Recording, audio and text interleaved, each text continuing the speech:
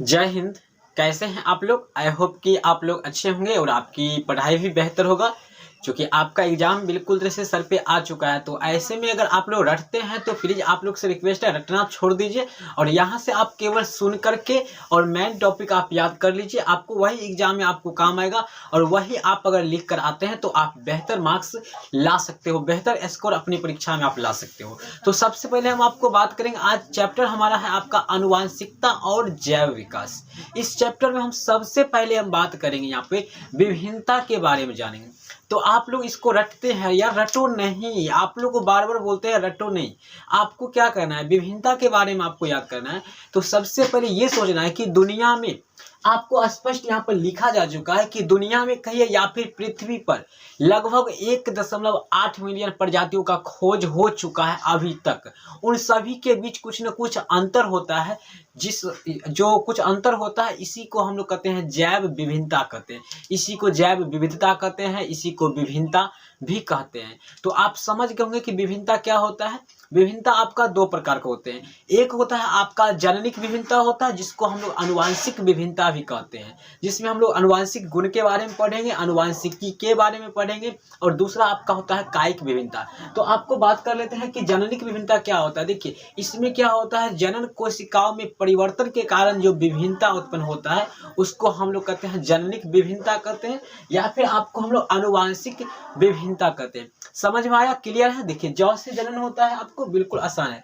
जननिक विभिन्नता, तो जननिक मतलब क्या होता है, जो जनन कोशिकाओं में परिवर्तन यानी क्रोमोसोम में जो परिवर्तन होता है उसके बाद जो विभिन्नता, जो अंतर दिखाई पड़ता है, इसी को हम लोग कहते हैं जननिक विभिन्नता, इसी को हम लोग आनुवांशिक विभिन्नता कहते हैं।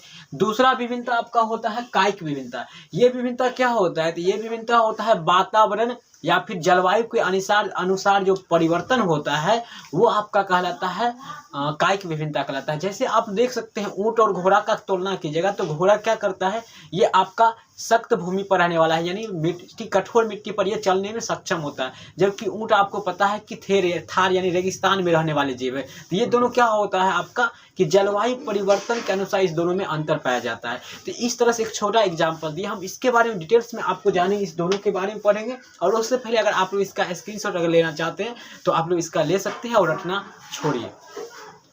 तो मैं आगे बात करूंगा, आपका इम्पोर्टेंट टॉपिक है आनुवांशिकी से आप क्या समझते हैं। देखिए आपको रटना नहीं है, बार बार बोल रहा हूँ, आपको रटना नहीं, कुछ भी आपको रटना नहीं, बस आपको सुनना है और बेधक जाके एग्जाम में छाप के आना है, आपको रटने की जरूरत नहीं है। तो आनुवांशिकी आपको पूछा जाए किसे कहते हैं तो आपको बोलना है, क्या बोलना है तो सुनिएगा ध्यान से। आपको पता है सुनी हुई बात ही आपको एग्जाम में 80% छात्र लिखते हैं, बाकी तो भूल जाते हैं, आपके बुक में रह जाता है, आपके पुस्तक में रखा ही रह जाता है ना। तो आपको सुना क्या है कि आनुवांशिकी जीव विज्ञान की वह शाखा जिसके अंतर्गत आनुवांशिकता तथा विभिन्नता के बारे में अध्ययन किया जाता है, उसे हम लोग कहते हैं आनुवांशिकी कहते हैं।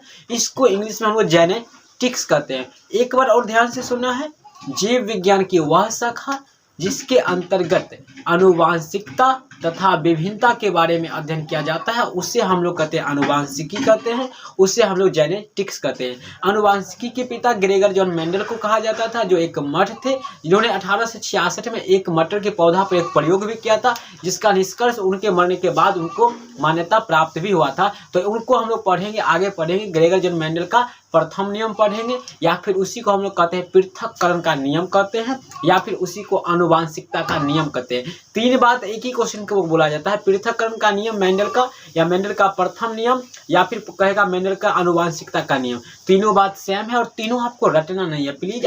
कि आनुवांशिक गुण क्या होता है, वे गुण जो पीढ़ी दर पीढ़ी संचरित होते रहते हैं उसे हम लोग आनुवांशिक गुण कहते हैं। साथ ही आपका यहाँ पे है क्वेश्चन, इस प्रकार मूल गुणों का संचरण आनुवांशिकता कहलाता है।